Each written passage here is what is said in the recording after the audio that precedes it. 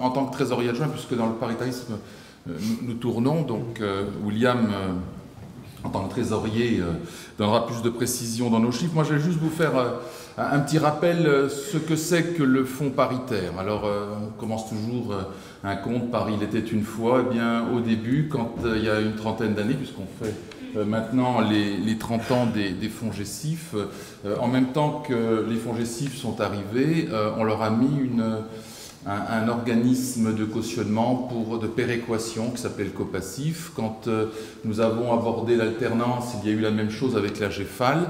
À un moment donné, puisqu'on parlait de réforme, lors d'une réforme, on a regroupé les deux pour faire le fonds unique de péréquation, le FUP. Là, ça commence déjà un peu plus à vous causer pour ceux qui sont arrivés plus récemment. L'idée donc du FUP, c'était d'accompagner les besoins des OPACIF, donc OPACIF Fonds GESIF, et des OPCA dans leur développement et dans les missions qui sont faites.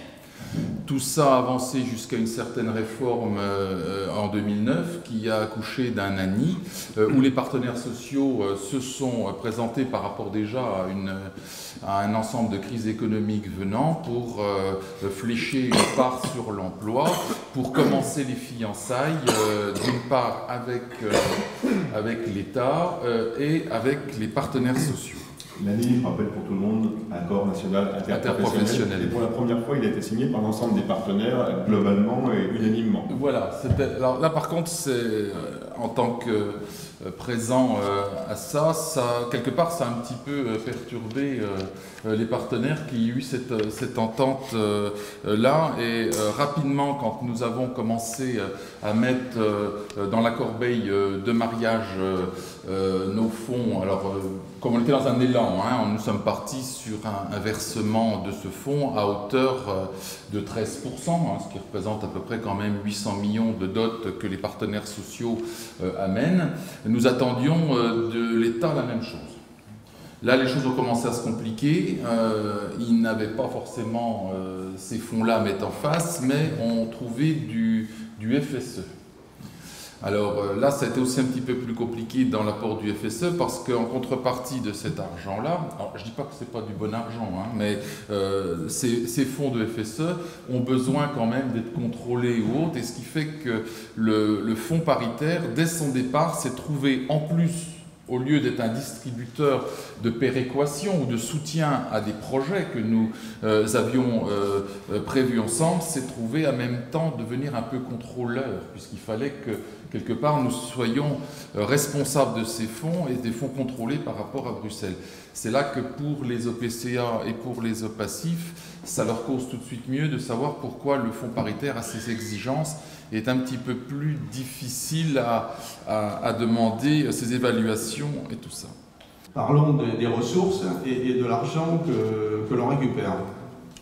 Alors les ressources, ce sont d'une part les contributions que vous nous versez, les OPCA et les OPACIF, merci. Voilà, c'est 13% sur 2 ans et 10% la troisième année. C'est ce que vous a dit Alain Perronneau. Donc globalement, sur ces 3 années, ça représente 2 milliards 143 millions. Les OPACIF représentent 86%, les OPCA représentent 14%. C'était juste pour voir si vous suiviez. Voilà, très bien, merci. Donc les contributions, par contre, ne sont pas cantonnées par réseau, mais mutualisées. De la même façon, le FSPP ne connaît pas le niveau des collectes régionales, sauf pour les fonds GESIF. On a une fonds GESIF Aquitaine, qui a versé sur les 3 derniers exercices 8,4 millions d'euros, soit 3% du total des contributions versées par les OPACIF. Et 3,70% du total des contributions versées par les seuls fonds GESIF. Voilà. Donc on ne peut pas définir, mais c'est dans la logique.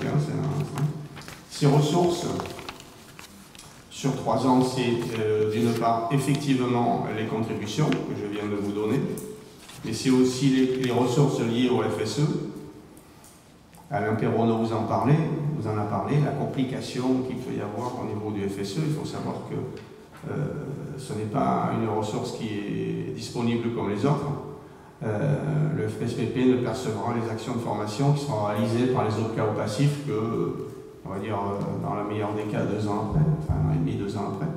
Donc, une fois qu'elles seront validées par les autorités communautaires. Mais cette ressource FSE est avancée par le FSPP pour le compte des OPCA et au passif. Donc, effectivement, sur la trésorerie, ça pèse.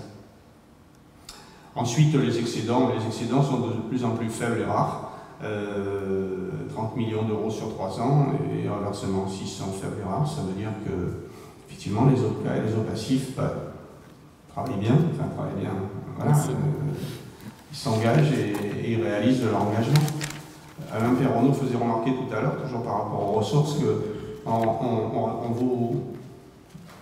vous prélève, vous nous versez généreusement 13%, mais ce n'est pas pour que vous récupérez 13 ou 20.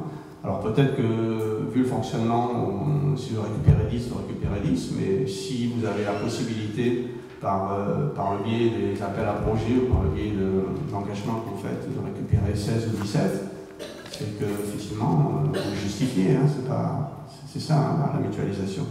Notre OPCA s'est aujourd'hui occupé de finalement des trajectoires professionnelles de nos actifs, évidemment. Alors, on a vu que le fonds paritaire nous a amené à aller sur des publics prioritaires, mais surtout les sortants, c'est-à-dire les personnes qui finalement quittent l'emploi, forcés ou volontaires, et qui finalement sont dans des phases de transition professionnelle. Donc on s'est intéressé à ces sujets. Les moyens du fonds paritaire sur le financement des CSP nous ont amenés.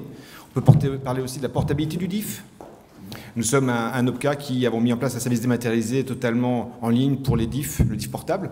Au moment où on parle du compte personnel de formation, c'est exactement la même chose en quelque sorte. Et aujourd'hui, nous sommes à 10 000, 12 000 demandes par mois, 5 000 dossiers traités en ligne, des collaborations avec Pôle emploi qui se font de façon très fluide, sur quelque chose qui était aussi complexe. On pourra parler évidemment sur l'emploi, la forte mobilisation que nous avons eue sur les nouveaux entrants et non plus les sortants. Nous sommes un OPCA, un secteur qui représente aujourd'hui un terrain un jeune sur 4 commence dans le commerce. Donc nous sommes un secteur à recrutement naturellement aujourd'hui bien visible. Il y a du turnover, mais il y a aussi des créations d'emplois. Je vous citerai l'e-commerce par exemple. Nous sommes le secteur de la vente en ligne. Et vous avez une grande entreprise dans ces régions ici, c'est des Discount, qui est un leader national. Bon, ce secteur aujourd'hui a une croissance de 10% par an dans son secteur. Donc on est aussi très présent finalement, on a été amené par cette réforme et par ces évolutions, sous l'impulsion du fonds paritaire, des partenaires sociaux, à nous occuper de façon générale des sortants, des entrants, des transitions. La PE a été pour nous un formidable vecteur aussi pour sécuriser les entrées. Nous sommes un secteur où la confrontation au métier, à l'emploi, aux situations, aux contraintes, le commerce parfois c'est idyllique, en réalité on peut rencontrer des difficultés. Et finalement la PE est aussi une façon individuelle ou collective de confirmer le projet. Donc le décloisonnement, on l'a vécu en accéléré. Alors c'est un changement aussi voulu par un OPCA de branche qui était face à une mutation accélérée. Et on voit que, sans présumer la réforme à venir, mais ça s'accélère. Ça nous a amené aussi à travailler beaucoup plus clairement dans les territoires, en proximité des acteurs, à travailler en inter avec des régions aujourd'hui, fortement. Et à titre d'exemple, notre observatoire aujourd'hui produit des données territoriales, ce qu'on ne faisait pas forcément par le passé, notamment orientées sur l'emploi. Par rapport au décloisonnement, alors c'est vrai que décloisonnement dans nos actions, je dirais oui, ça depuis la réforme aussi, depuis 2009, avéré. Les appels à projets n'ont fait que renforcer ce souhait de pouvoir continuer la démarche de décloisonnement.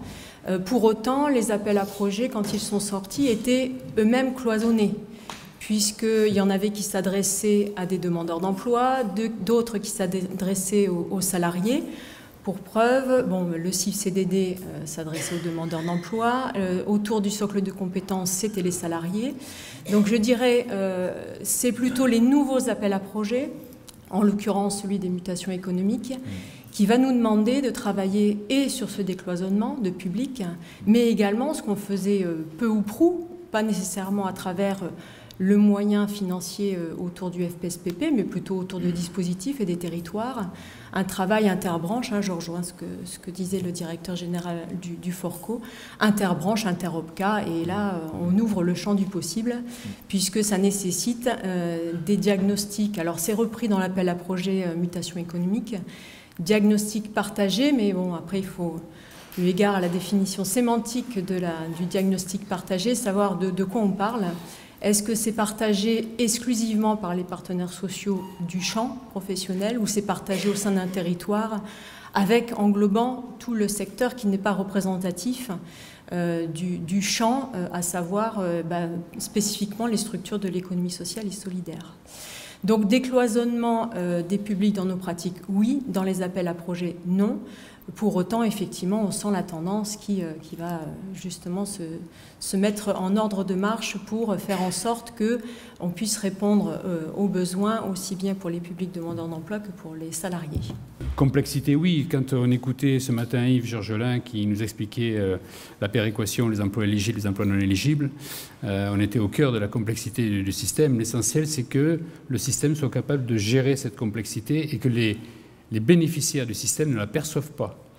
Un salarié bénéficiaire d'une opération avec un cofinancement AGFIP, FPSPP, conseil régional, etc., n'a pas nécessairement besoin d'être au courant de la complexité des systèmes financiers que les OPCA, les OPACIF et les FONGECIF sont chargés de gérer à sa place.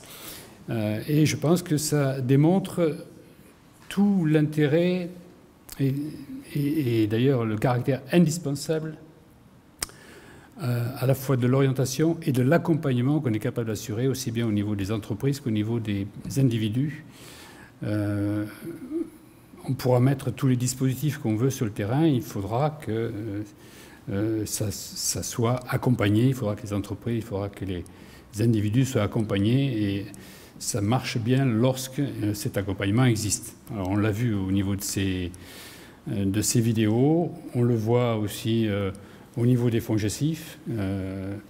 C'est un dispositif qui a fait la preuve de son efficacité depuis des années, et notamment, on le disait ce matin, au travers des enquêtes nationales que nous menons avec eux, avec les FONGECIF. Ça marche parce qu'il y a cet accompagnement avant, pendant et après le projet, de manière à ce que sur le terrain et sur l'objectif, il soit bien atteint, il soit bien mesuré, il soit bien validé et vérifié.